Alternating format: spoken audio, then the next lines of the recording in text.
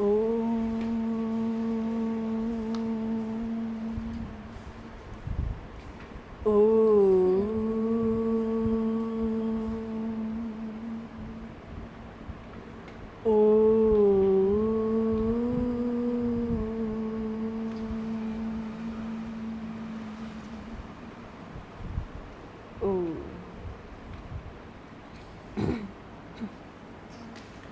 श्रीमद्कौंड भट्ट विरचितो वैयाकरण भूषण सारः। भूमिकाएं, पूर्व पीठिकाएं इत्यादि थोड़ा सा परिचय रूप में हमने देख लिया है। अब ये मूल ग्रंथ का प्रारंभ हो रहा है। वैयाकरण भूषण सारः श्रीमद्कौंड भट्ट विरचितः भीमसेन शास्त्रीकृत भैमी नामक विस्तृत हिंदी भाष्योपेतः। भैमी भाष्य कर्तुर मंगलाचरणम विज्ञप्तिश्च। तो भीमसेन शास्त्री जी ने मंगलाचरण किया है। ग्रंथ के प्रारंभ में मंगलाचरण का विधान है। शास्त्र की निर्विघ्न पूर्णता के लिए मंगलाचरण सबसे पहले करते हैं और विज्ञप्ति माने आत्मनिवेदन, अपना कुछ निवेदन भी इन श्लोकों में कर रहे हैं। भ्रामयन् सर्वसंसारं न निर्णीतोऽस्ति यो बुधैः अस्ति नास्ति संदेहो यत्कृते वर्तते सदा। बुद्धिं मे प्रोज्ज्वलां दद्यात् बुद्ध्यतीतः स योगतः यथा सम्प्राप्त सामर्थ्यो नेह कुण्ठाम् अवाप्नुयाम्। लोकाबिभ्यतिनो यस्मात् प्राणिनां यो भयङ्करः नाम्नां सेनान्त भीमोऽस्ति सेना यस्य न विद्यते। तेनैव निर्मितं भाष्यं हिंदी भाषा विभूषितं प्रीतिकृत छात्र संघस्य स्यादेतत् प्रार्थ्यते प्रभुः।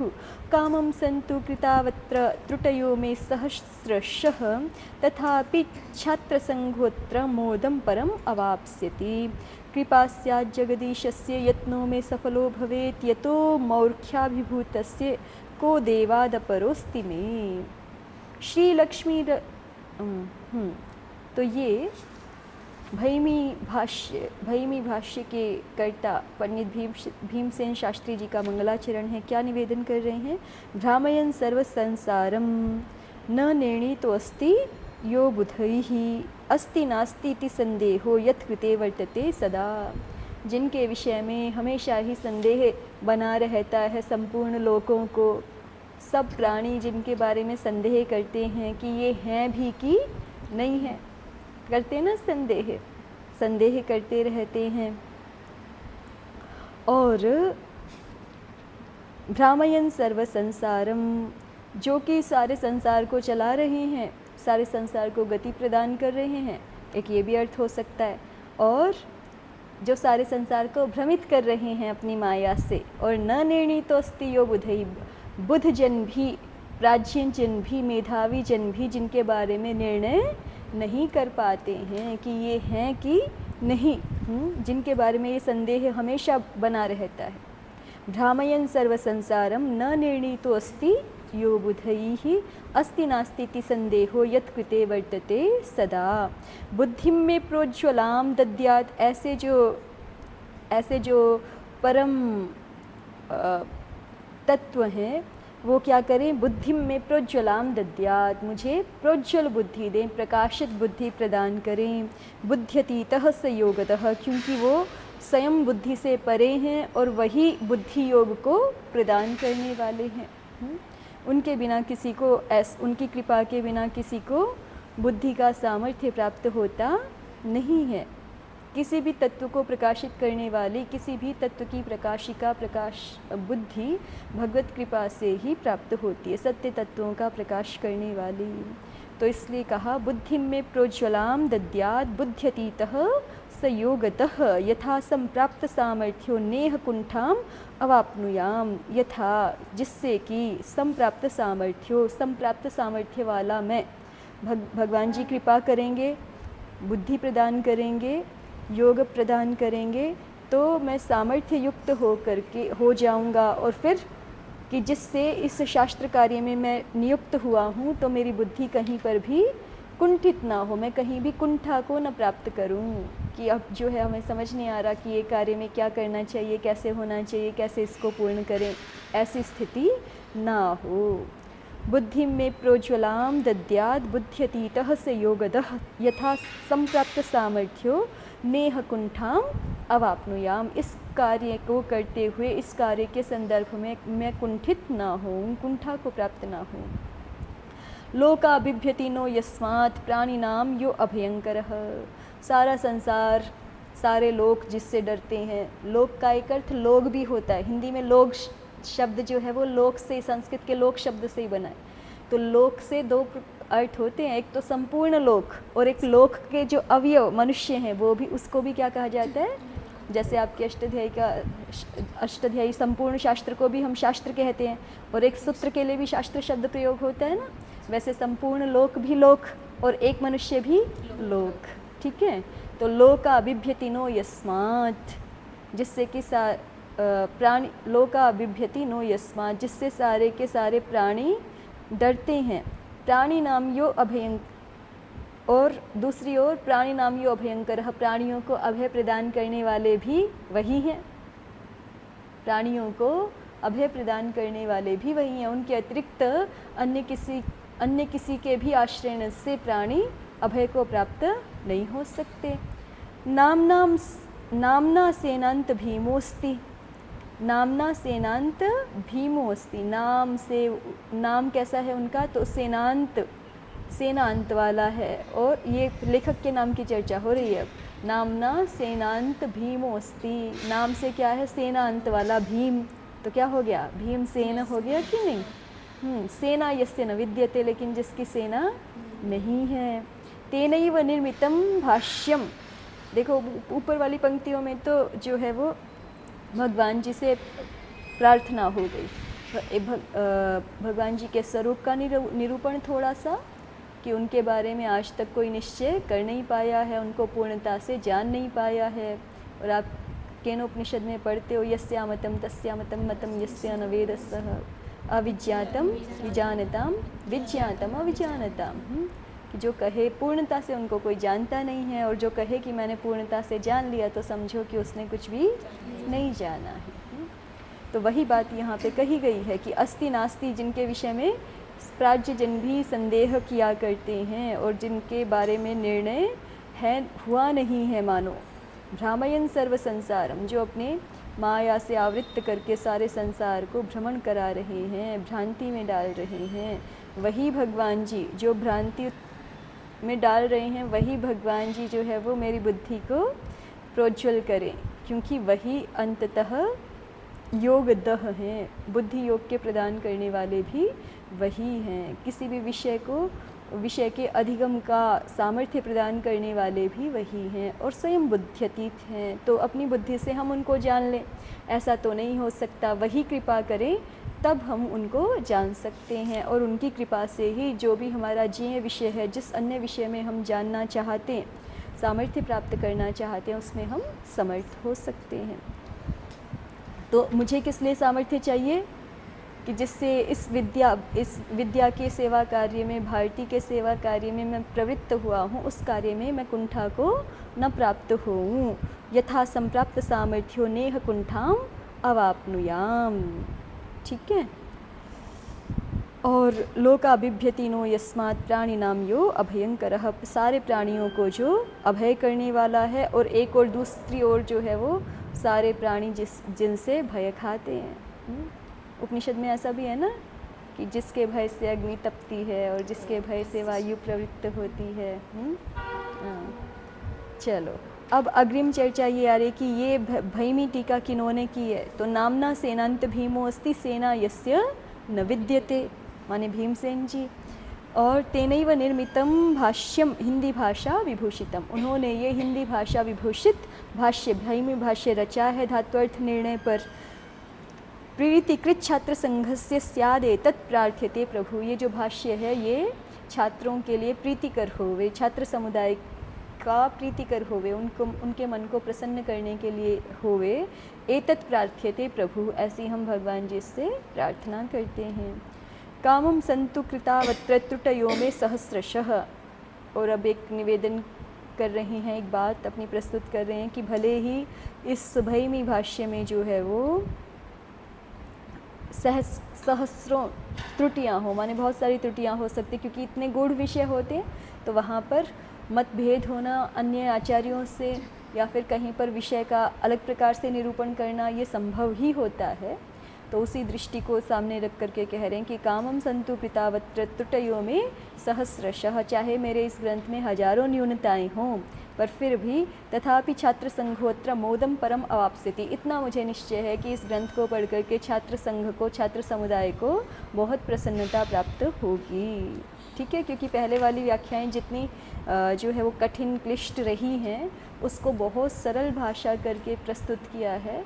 तो निश्चित रूप से इतना विश्वास के साथ लेखक कह रहे हैं तथापि छात्र संघोत्र मोदम परम अवाप्स्यति, कृपा स्यात् जगदीशस्य यत्नों में सफलो भवेत, ये जो मेरा यत्न है सफल हो जाए, ऐसी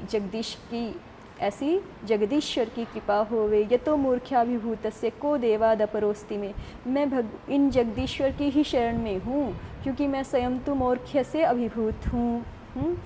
को देवादपरोस्ति में, मैं कोई किसी कार्य में हाथ लगा रहा हूँ तो उसमें साफल्य हो जाए, ये केवल देव कृपा, भगवत कृपा से ही सिद्ध हो सकता है, अन्यथा मेरा तो कोई सामर्थ्य नहीं है। आप हमारे अपनी वैदिक परंपरा के जितने भी ग्रंथ देखेंगे, सब में जो है जिन्होंने कुछ भी जाना है तो उनके जीवन में यही विनय का भाव, यही दैन्य का भाव दिखाई पड़ेगा, और वो सब एक मत से स्वीकार करते हैं कि हमें जो कुछ भी प्राप्त हुआ वो भगवत कृपा से, गुरुजनों की कृपा से, दैविक कृपा से प्राप्त हुआ है। हमारा अपना सामर्थ्य तो इतना न्यून सा भी हमारा अपना सामर्थ्य नहीं है। तो उसी भाव को प्रस्तुत कर रहे हैं। कृपा स्यात् जगदीशस्य यत्नों में सफलो भवेत, यतो मूर्ख्याभिभूतस्य को देवाद अपरो अस्ति में, मेरा देव के अतिरिक्त और कौन सहायक है। तो इसलिए मैं तो मूर्ख्य से अभिभूत हूँ, और ये तो महान ज्ञान राशि है, शब्द राशि, तो इसके विषय में कुछ कहा जाए, ये भगवत कृपा से ही हमारा यत्न सफल होवे। ठीक, तो भैमी भाष्यकार की ये मंगलाचरण के कुछ श्लोक देखे हैं हमने। अब भूषणसार जो मूल ग्रंथ है हमारा, उसका प्रारंभ हो रहा है। तो प्रथम श्लोक यहाँ पर भी कौंड भट्ट जी की ओर से मंगलाचरण रूप ही है। श्री लक्ष्मी रमणम नौमी गौरी रमण रूपिणम स्फोट रूपम यतः सर्वं जगदेतद् विवर्तते। श्री लक्ष्मी रमणम नौमी, बोलिए आप लोग, श्री लक्ष्मी रमणम नौमी गौरी रमण रूपिणम स्फोट रूपम यतः सर्वं जगदेतद् विवर्तते।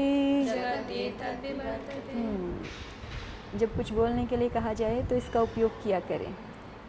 श्री लक्ष्मी रमणम नौमी, आप ले लो। श्री लक्ष्मी रमणम नौमी, श्री लक्ष्मी नवमी गौरी रमण रूपिणम गौरी रमण रूपिणम स्फोट रूपम यतः सर्वं स्फोट रूपम यतः सर्वं जगदेतद् विवर्तते। जगद एतद् विवर्तते। देखिए अन्वय, अहम गौरी रमण रूपिणम श्री लक्ष्मी रमणम नौमी यतः स्फोट रूपम सर्वम एतद् जगत विवर्तते। कौंड भट्ट जी निवेदन कर रहे हैं क्या? अहम नौमी पढ़ा है तो अहम अध्याहृत हो जाएगा ना। अहम नौमी, अहम कौंड भट्ट नौमी, मैं कौंड भट्ट प्रणाम करता हूँ, नमस्कार करता हूँ। किनको नमस्कार करता हूँ? श्री लक्ष्मी रमणम, श्री लक्ष्मी रमण को, अर्थात लक्ष्मी जी के पति कौन है? श्री विष्णु भगवान, उनको मैं नमस्कार करता हूँ। गौरी रमण रूपिणम, जिन्होंने पार्वती पति शिव का रूप धारण कर रखा है, ऐसे लक्ष्मी रमण को मैं नमस्कार करता हूँ। इससे ग्रंथकार ये द्योतित करना चाहते हैं कि विष्णु और शिव में कोई भेद नहीं है, हरि और हर में कोई भेद नहीं है। भगवान विष्णु को हरि कहा जाता है और भगवान शिव जी को हर ऐसा कहा जाता है। और ये प्राचीन मान्यता है कि भगवान हरि में और हर में, विष्णु और शिव में कोई भेद नहीं है। विष्णु का हृदय शिव है और शिव का हृदय विष्णु है। विष्णु हो हृदयम शिवः शिवस्य हृदयम विष्णु। तो अच्छा, यही श्लोक दिया भी है, आगे देखिए। इसी से ग्रंथकार यह द्योतित कराना चाहते हैं कि विष्णु और शिव में कोई भेद नहीं है। जो विष्णु है वही शिव है और जो शिव है वही विष्णु है। और वैदिक मान्यता के अनुसार तो राम कृष्ण नारायण में कोई भेद नहीं है। लोक में विष्णु और शिव का परस्पर विरोध अनभिज्ञ सांप्रदायिक लोगों का फैलाया हुआ है। पुराणों में कहा भी है, शिवस्य हृदयं विष्णुर, शिवस्य हृदयं विष्णुर, विष्णोश्च हृदयं शिवः। विष्णु रुद्रांतरं यच्च यो ब्रूते मूढ़धिस्तु सः। विष्णु रुद्रांतरम यच्च यो ब्रूते। विष्णु रुद्र के परस्पर भेद को जो कहता है, बताता है, मूढ़धिस्तु सः, वो मूढ़धि व्यक्ति है, वो सुधी नहीं है, मूढ़धि है। ठीक है, तो वापस श्लोक पर आइए। श्री लक्ष्मी रमणम नवमी गौरी रमण रूपिणम। गौरी रमण का रूप जिन्होंने धारण किया हुआ है, ऐसे श्री लक्ष्मी रमण को मैं नमस्कार करता हूँ। तो बिल्कुल स्पष्ट हो गया ना कि गौरी रमण भी उन्हीं को मान रहे हैं और लक्ष्मी रमण भी उन्हीं को मान रहे हैं। तो स्फोट रूपम यतः सर्वम जगदेतत् विवर्तते। जिनसे, किन लक्ष्मी रमण को नमस्कार कर रहे हैं कि जिनसे शब्द और अर्थ रूप यह संपूर्ण जगत विवर्त रूपेण प्रतीत हो रहा है। ये सारा जगत विवर्त रूप है। और इस पूरे जगत को एक दृष्टि से देखें तो दो भागों में बांट सकते हैं। एक शब्द है इस जगत में और एक अर्थ है। इसके अतिरिक्त कुछ है क्या? यदि एक दृष्टि से हम कहें कि इस जगत में और कुछ भी नहीं है, केवल शब्द है और अर्थ है, तो बताइए इसके अतिरिक्त कोई और वस्तु ढूंढ के दिखा सकते हैं जगत की? शब्द और अर्थ के अतिरिक्त सब कुछ आ गया शब्द और अर्थ में। थोड़ा सा विचार करके देख लीजिए, शब्द और अर्थ के अतिरिक्त आप कोई वस्तु ढूंढ के ला के दिखा सकते हैं?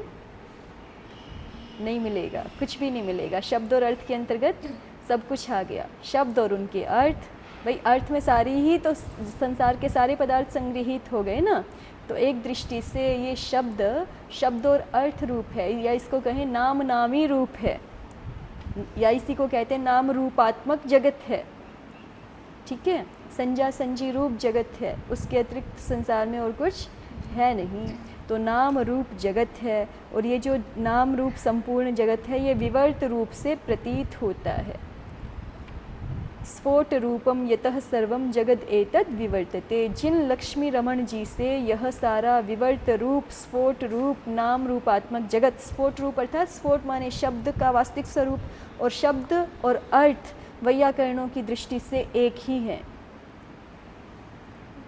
वैयाकरणों की दृष्टि से शब्द और अर्थ का अभेद है। ये बहुत सूक्ष्म बातें हैं, इनको धीरे धीरे धीरे जैसे आप देखेंगे शब्द के स्वरूप को, और तो आपको और प्रकाशित होता जाएगा। और इसी बात को आधार बना करके ये कहा जाता है कि नाम जप जो है वो भगवत प्राप्ति का सबसे सर्वोत्तम उपाय है, क्योंकि शब्द और अर्थ में कोई भेद नहीं है। शब्द और अर्थ वही है। तो देखो कितनी बड़ी चीज़ है। अर्थ तो हमारे हाथ में नहीं है मान लो, लेकिन नाम तो सबको सुलभ है ना, और नाम सुलभ है तो इसका मतलब अर्थ भी सुलभ ही है। भले ही आप उसको उस रूप में अभी उतने प्रकाशित रूप में देख पा रही हैं कि नहीं देख पा रही हैं, लेकिन नाम है तो नामी भी प्राप्त ही है। और फिर भी जो है वो हम लोग प्रमाद करते हैं। सुलभम भगवन नाम जिह्वा च वशवर्तिनी पुनरपि नरकम यान्ति किमाश्चर्यमित अतः परम। चलिए विषय पर वापस। स्फोट रूपम यतः सर्वम जगदेतत् विवर्तते प्रकृतम मनुसराम, भाष्यकार कहते। आया आपका भी कोई प्रसंग? प्रसक्त अनुप्रसक्त कोई विषय चले जाते हैं ना, तो फिर वापस लौटने के लिए मुख्य विषय पर आचार्य एक वाक्य प्रयोग करते हैं। क्या? प्रकृतम अनुसराम। हाँ, कोई एक मुख्य बात चल रही हो, कोई व्यक्ति बीच में कोई दूसरी बात शुरू कर दे, हम मुख्य विषय पे लौटना चाहते हैं तो प्रकृतम अनुसराम। हाँ, ठीक है। तो स्फोट रूपम यतः सर्वम जगदेतत् विवर्तते। जिन लक्ष्मी रमण जी से यह स्फोट रूप अर्थात शब्द रूप, अर्थ रूप अर्थात नाम रूपात्मक जगत विवर्तते, विवर्तते अर्थात विवर्त रूपेण प्रतीयते, विवर्त रूप से प्रतीत हो रहा है। अब विवर्त का क्या स्वरूप है इसको आगे कहेंगे विस्तार से।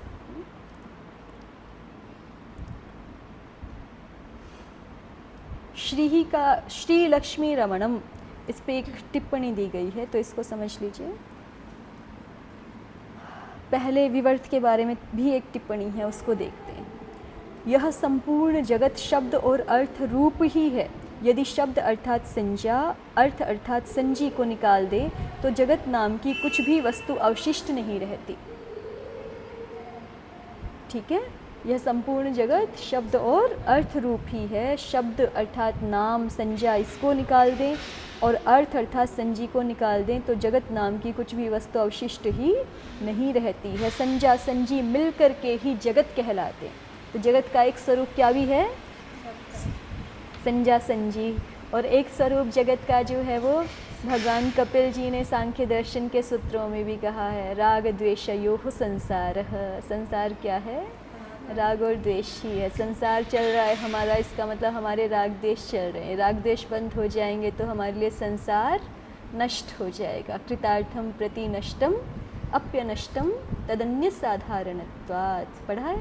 कृतार्थम प्रति नष्टम, कृतार्थ के प्रति संसार नष्ट हो जाता है। राग द्वेष नष्ट हुए संसार नष्ट हो गया, और राग द्वेष नष्ट होते तभी कृतार्थ होता है। बिना उसके चाहे कोई व्यक्ति कितनी भी बड़ी उपलब्धि प्राप्त कर ले, उसके राग द्वेष नष्ट नहीं हुए। और राग द्वेष नष्ट होने का मतलब अविद्या नष्ट नहीं हुई, क्योंकि अविद्या से ही तो राग द्वेष उत्पन्न होते हैं ना। तो राग द्वेष नष्ट नहीं हुए तो इसका मतलब कृतार्थ नहीं हुआ, अविद्या नष्ट नहीं हुई, फिर संसार नष्ट नहीं होगा।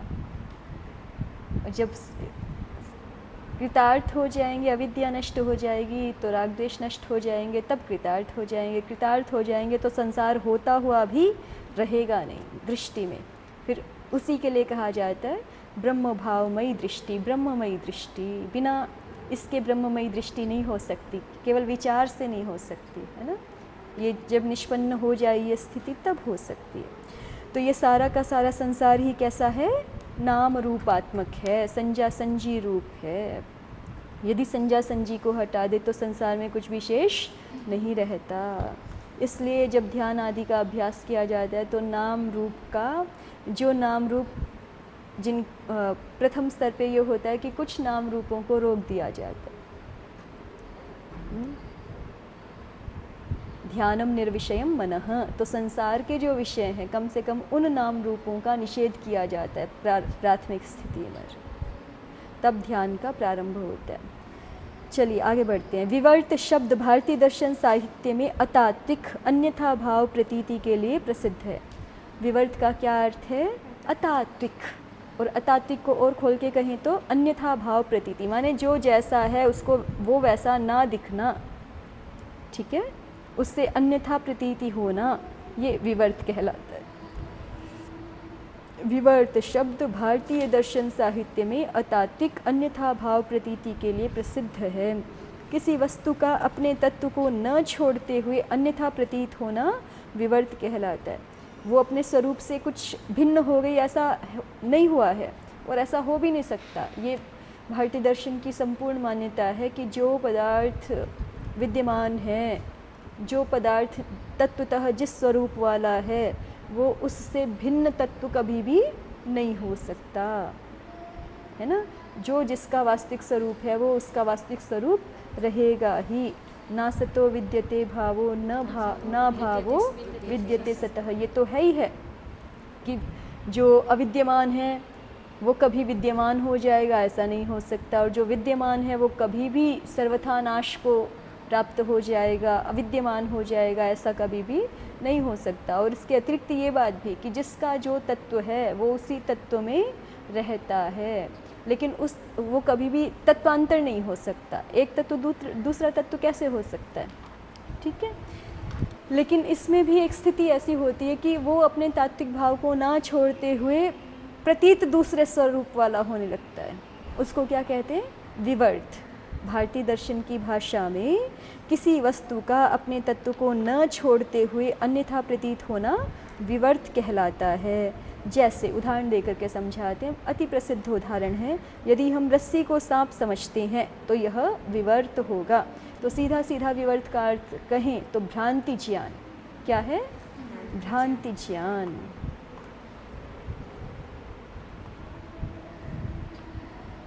ज्ञान कई प्रकार का होता है।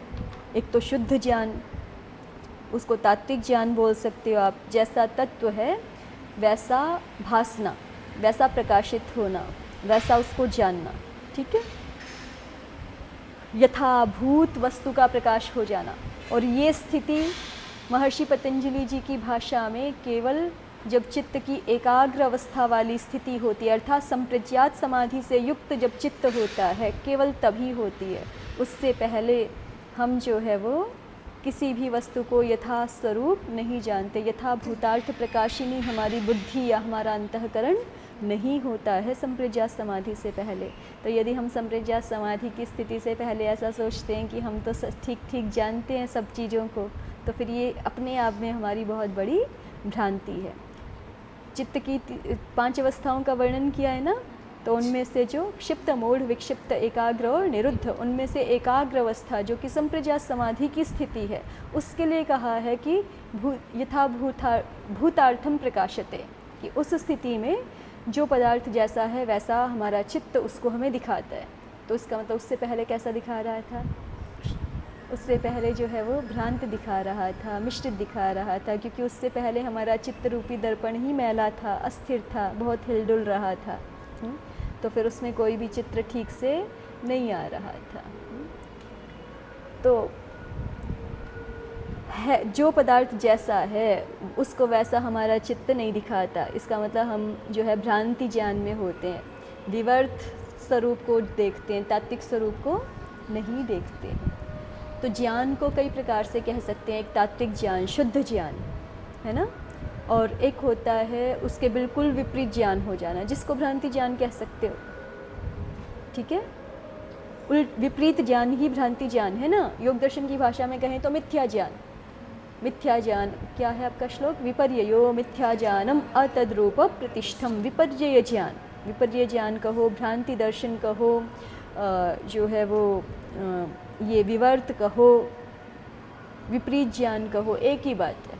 तो एक हो गया शुद्ध ज्ञान, एक हो गया विवर्त ज्ञान कह लीजिए इसको, या तो जो है इसको भ्रांति ज्ञान कह लीजिए, विपरीत ज्ञान। एक जो है वो संशयात्मक ज्ञान होता है। भ्रांति और संशय में अंतर है। भ्रांति में तो निश्चय हो जाता है, रस्सी को सांप मान लिया, और संशय में तो अभी निश्चय नहीं है ना। ऐसे आपके मन में दो उभय कोटि स्पृग विज्ञानम संशय, महर्षि व्यास जी का वचन है योग दर्शन में। उभय कोटि स्पृग विज्ञानम संशय, ऐसी चित्त की ऐसी स्थिति जहाँ चित्त 2 प्रकार के ज्ञान को स्पर्श करता है। ये रस्सी है, ये सांप है, ये सर्प है कि रस्सी है। ऐसी स्थिति में जब चित्त होता है तो ज्ञान तो हो रहा है ना एक प्रकार का, तो उस ज्ञान को क्या कहते हैं? संशय ज्ञान। तीसरी कोटि हो गई। तो ये 3 मुख्य हैं, और एक दूसरी दृष्टि से विभाग किया जाता है। तो शाब्दिक ज्ञान, कि हमने शब्द सुन लिया और उस शब्द से हमारे चित्त में एक कल्पना हो गई, तो शाब्दिक ज्ञान तो हो गया हमें। लेकिन जो है वो व्यावहारिक ज्ञान होने में, उस शब्द ज्ञान को व्यवहार ज्ञान बनने में या दृढ़ ज्ञान बनने में, परिपक्व ज्ञान बनने में अभ्यास की और काल की अपेक्षा होती है। निश्चयात्मक ज्ञान होने में अनुभव की अपेक्षा होती है। तो इस प्रकार से ज्ञान को कई प्रकार की कोटियों में विभक्त करके समझा जा सकता है। तो अभी इतने प्रकार के ज्ञानों में से यहाँ किसकी चर्चा हो रही है? भ्रांति ज्ञान की, विवर्त की चर्चा हो रही है। तो विवर्त किस स्थिति का नाम बताया? किसी वस्तु का अपने तत्व को न छोड़ते हुए अन्यथा प्रतीत होना विवर्त कहलाता है। कोई वस्तु अपना तात्विक स्वरूप भी नहीं छोड़ रही है, लेकिन प्रतीत अन्य स्वरूप वाली हो रही है, तो इस स्थिति को हम विवर्त कहते हैं। जैसे यदि हम रस्सी को सांप समझते हैं तो यह विवर्त होगा, क्योंकि रस्सी अपने रस्सी भाव में रहती हुई हमें अन्यथा प्रतीत हो रही है। रस्सी सांप बन गई ऐसा तो नहीं हुआ, रस्सी तो अपने भाव में ही है, रस्सी ही है, वो रज्जुत्व युक्त ही है, लेकिन हमें प्रतीति कैसे हो रही है? सर्प की। तो रस्सी भाव में रहती हुई रस्सी हमें अन्यथा प्रतीत हो रही है। इसलिए इसको विवर्त कहा जाता है। ये विवर्त का उदाहरण है। शांकर वेदांत में संपूर्ण जगत को विवर्त कहा गया है। ध्यान दीजिए, शांकर वेदांत, भगवान शंकराचार्य संपूर्ण जगत को ही किस स्वरूप में अभिव्यक्त कर रहे हैं? जगत के स्वरूप के संदर्भ में उनकी प्रतिज्ञा है कि ये सारा संपूर्ण जगत ही विवर्त है, अर्थात जैसा है वैसा नहीं दिख रहा, जैसा है वैसा नहीं दिख रहा है। जैसे रज्जू जैसी है वैसी नहीं दिख रही, सांप के रूप में दिख रही है, इसी तरह से जगत भी जैसा है वैसा नहीं दिख रहा है, इसलिए संपूर्ण जगत ही विवर्त रूप है, अर्थात वह अपने असल स्वरूप ब्रह्म को न छोड़ता हुआ अन्यथा प्रतीत हो रहा है। भगवान शंकराचार्य जी के द्वारा संपूर्ण संसार में एक ही तत्व है, कौन? ब्रह्म। अद्वैत है ना, अद्वैत पक्ष के प्रबल समर्थक हैं भगवान शंकराचार्य, तो एक ब्रह्म ही है, उनके अतिरिक्त और कुछ है ही नहीं, ये उनकी मान्यता है। और इसी मान्यता को स्पष्ट करते हुए इसी मान्यता के उपोद्वलक के रूप में आचार्य का ये कथन है कि ब्रह्म ही एकमात्र तत्व है, वह ब्रह्म ही अपने स्वरूप को ना छोड़ता हुआ जगत के रूप में प्रकाशित हो रहा है, हमें प्रतीत हो रहा है। तो माने सारा जगत भी ब्रह्म ही है, ये सारा जगत ब्रह्म के अतिरिक्त और कुछ भी नहीं है, जगत ब्रह्म ही है। और जगत ब्रह्म ही है और हमें तो नहीं दिख रहा, इसका मतलब हमारी बुद्धि तो पत्थरों से भी ज़्यादा पत्थर है। हमें तो जगत ही दिख रहा है ना, बिल्कुल एक जगह भी ब्रह्म नहीं दिख रहा। और जबकि भगवान शंकराचार्य आदि जो आचार्य हैं उनको ये ब्रह्म रूप ही दिखता है, जगत दिखता ही नहीं। तो हमारे लिए ये स्थिति कैसी है? विवर्त की स्थिति है, ठीक है। संपूर्ण जगत को शांकर वेदांत में विवर्त कहा गया है, अर्थात भगवान शंकराचार्य जी के अनुसार वह अपने असल स्वरूप को न छोड़ता हुआ, वह कौन? वह ब्रह्म ही अपने असल स्वरूप अर्थात ब्रह्म स्वरूप को न छोड़ता हुआ अन्यथा प्रतीत हो रहा है। तो ये सारा जगत भी विवर्त का उदाहरण है शांकर वेदांत के अनुसार। और एक सामान्य उदाहरण तो दिया ही कि जैसे रज्जू सर्प के रूप में प्रतीत हो रही है, तो ये विवर्त का उदाहरण है, ठीक हुआ। अब जो श्लोक था, श्री लक्ष्मी रमणम नवमी गौरी रमण रूपिणम स्फोट रूपम यतः सर्वम जगदेतत् विवर्तते, ये सारा इस श्लोक पे ही चर्चा हो रही है ना अभी। तो इसी पर एक टिप्पण लिखा गया है, टिप्पणम श्री ही शोभा, श्री का अर्थ श्री लक्ष्मी रमणम, प्रथम ही शब्द है क्या? श्री ही, तो श्री का अर्थ किया है शोभा, तया सहिता या लक्ष्मी ही, श्री लक्ष्मी, श्री के साथ जो लक्ष्मी, तृतीया समास कर लिया, श्रिया सहिता लक्ष्मी ही श्री लक्ष्मी। श्री और लक्ष्मी दो पद हो गए ना, तो उसमें समास हो सकता है श्रिया सहिता लक्ष्मी ही श्री लक्ष्मी ही। तस्या रमणम, फिर षष्ठी समास कर दिया, तस्या रमणम, तस्या रमणः, क्षम्यतां, रमणः पुल्लिंगः शब्दः, तस्या रमणः पतिः श्री लक्ष्मी रमणम, श्री लक्ष्मी रमणः तम श्री लक्ष्मी रमणम, ठीक हो गया। प्रथमांत बनाएंगे आप पहले, श्रिया सहितः लक्ष्मी ही श्री लक्ष्मी ही, तस्याह रमणः श्री लक्ष्मी रमणः तम श्री लक्ष्मी रमणम नौमी। यद्वा, अब दूसरा अर्थ कर रहे हैं एक, श्री सहितो लक्ष्मी रमणः। पहला जब समास किया हमने तीन पद अलग अलग माने, कौन कौन? श्री, लक्ष्मी और रमण, तीन पद माने ना अलग अलग। और श्री को लक्ष्मी जी के विशेषण के रूप में प्रयुक्त किया कि शोभा युक्त जो लक्ष्मी, उनके जो पति, उनको मैं नमस्कार करता हूँ, ऐसा अर्थ हुआ। दूसरे में थोड़ा सा अलग अर्थ कर रहे हैं,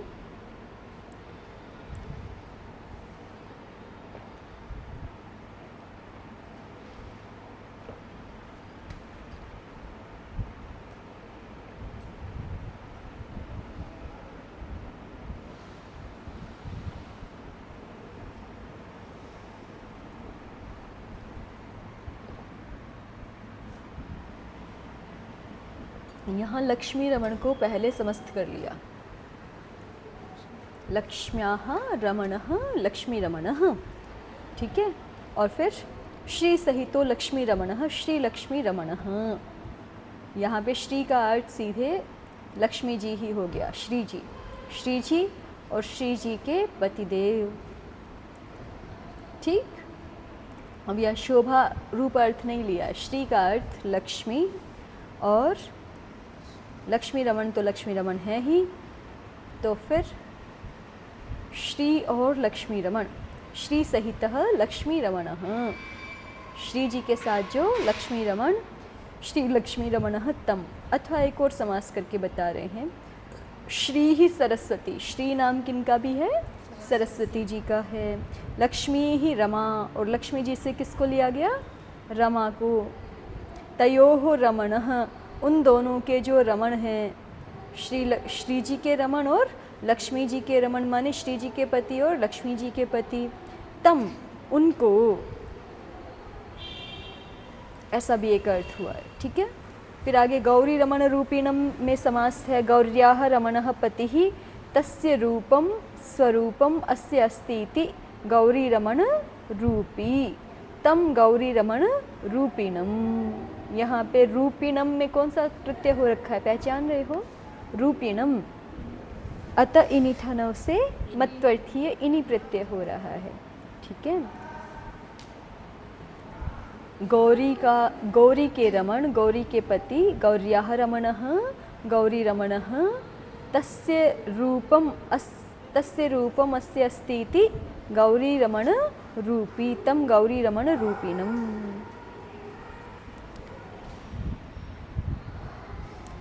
इस पर एक नोट लिखा है, कई लोग स्फोट रूपम इस पद को विष्णु का विशेषण बताते हैं, वैयाकरण लोग शब्द स्फोट को ब्रह्म मानते हैं, अतः उनकी ओर संकेत किया गया है।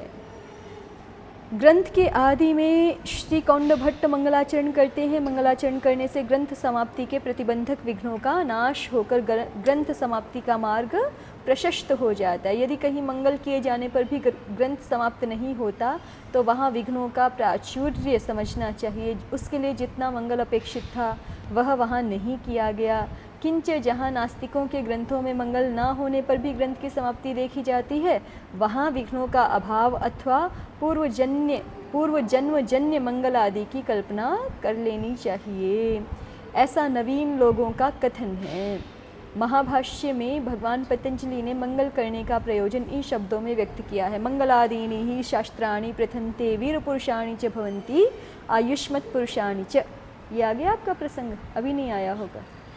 वृद्धिरादेश पढ़ लिया तो वृद्धिरादेश पे है ना ये तो। मंगलादीनि ही शास्त्राणि प्रथन्ते वीर पुरुषाणि च भवन्त्यायुष्मत् पुरुषाणि च अध्येतारश्च सिद्धार्थाः यथास्युरिति। पशपशाहनिक में भी आया है, पशपशाहनिक में पढ़ चुके हैं ना। हाँ, मंगलादीनि ही वृद्धिरादेश सूत्र पर भी है और इस पर भी है, पहले आह्निक में भी।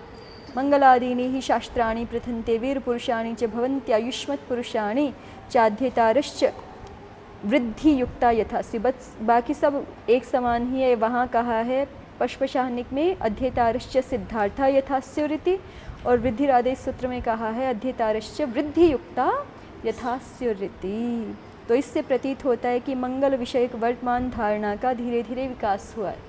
माने मंगल क्यों करना चाहिए, इसके मत में महर्षि पतंजलि जी ने भिन्न बात कही है, और मंगल क्यों करना चाहिए इसके बारे में आधुनिक लोग कुछ अलग मान्यता रखते हैं। ठीक है, वो ग्रंथ की निर्विघ्नता पूर्वक समाप्ति को मंगलाचरण करने का प्रयोजन बताते हैं, और आचार्य तो ऐसा कहते हैं महर्षि पतंजलि जी की मंगल इसलिए करना चाहिए कि जिनके आदि में मंगल किया जाता है वो शास्त्र खूब प्रथित होते हैं, विस्तार को प्राप्त होते हैं, ख्याति को प्राप्त होते हैं, और उनके पढ़ने वाले वीर पुरुष होते हैं, आयुष्मत पुरुष होते हैं, और उनके अध्येता सिद्धार्थ हो जाते हैं, कृतार्थ हो जाते हैं। अस्तु। फिर इसमें एक छोटा सा प्रश्न हो सकता है कि भाई कई जगह आप कह रहे हो कि मंगल करने से विघ्न समाप्त हो जाते हैं, ग्रंथ पूर्ण होता है। कई बार ऐसा होता है कि मंगल किया लेकिन फिर भी ग्रंथ पूर्ण नहीं हुआ, तो कहते हैं कि वहाँ विघ्नों का प्राचुर्य समझ लेना चाहिए कि उस व्यक्ति के जीवन में जिसने ग्रंथ प्रारंभ किया और शुरू नहीं हुआ कि उसके जीवन में अत्यंत विघ्न थे। मंगल करने जितना संपूर्ण विघ्नों का नाश करने के लिए जितना मंगल अपेक्षित था उतना नहीं हो पाया, थोड़ा ही हो पाया। और या जहाँ उल्टा देखने को मिले कि नास्तिकों के ग्रंथ है और उसमें मंगल भी नहीं है प्रारंभ में और फिर भी ग्रंथ पूर्णता को प्राप्त हो रहे हैं, तो उसमें क्या समझना चाहिए, उनका पूर्व जन्मकृत पुण्य समझना चाहिए, या विघ्नों का जो है वो न्यूनी भाव समझना चाहिए। अस्तु। तो ये दो अलग अवधारणाएं हैं। ओम शांति शांति शांति। ओम श्री परमात्मने नमः। ओम श्री गुरुभ्यो नमः। ओम सर्वेभ्यो नमः। ओम नमो नारायण। बंद करो।